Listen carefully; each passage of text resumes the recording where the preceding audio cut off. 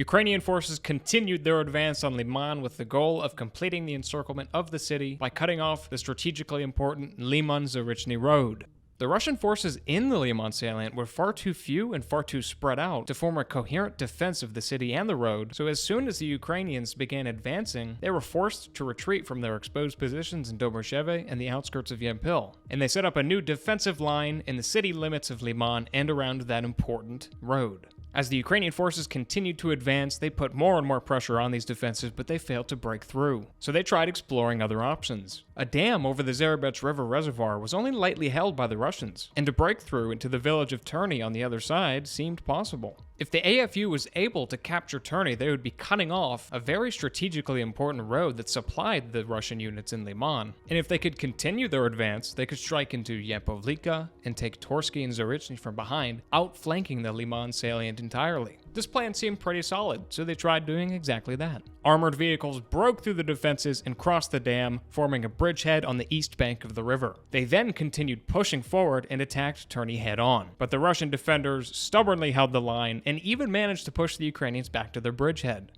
After failing to breach Terny and the Lyman salient, Ukrainian offensive slowed down, and this gave the Russians a chance to steal the initiative. Over the past few days, the Russians have been quietly shifting forces into the area, and with these reinforcements, they decided to strike north and retake Stavki to increase their zone of control and turn the tide of the battle. They were able to capture most of the village, but they failed to completely rout the defenders. It became clear to the Russians that they wouldn't be able to turn the tide of the battle. And it needs to be said that the Russians who were defending this Lyman pocket had asked multiple times for artillery support, air support, and they even asked to retreat from the city entirely. But all these requests were either declined or they went completely unanswered. Until now. The Russian military high command could no longer ignore that their forces in Lyman were in serious danger of encirclement. So the decision was finally made for the garrison to retreat from the city and withdraw to the eastern bank of the Zarybets River where they could form a new defensive line. But this withdrawal was obvious to the Ukrainians, so sensing blood in the water, they stormed Lyman and Zarychny, desperately trying to cut off the Russian retreat. They drove deep into Lyman, capturing large portions of the city, and struck south into Zarychny, where they managed to take control of the Zarychny-Torsky road.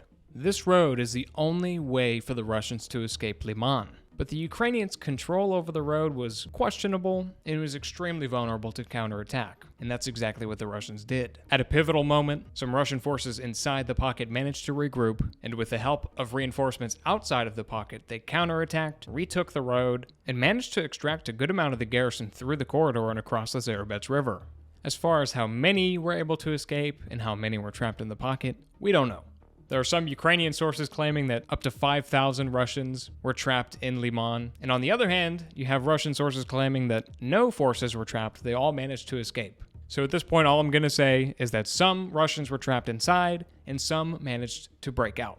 Despite all that, Ukrainian flags were once again hoisted over Lyman as the AFU triumphantly entered the city. And while this is technically a battlefield victory for the Ukrainians, it came at the cost of weeks of heavy fighting, countless lives lost, ammunition lost, and equipment losses. And there are still hundreds of cities and villages across Ukraine still occupied by the Russians. And that inevitably leads us to the question, how many battles of Lyman can the Ukrainians fight before they run out of steam?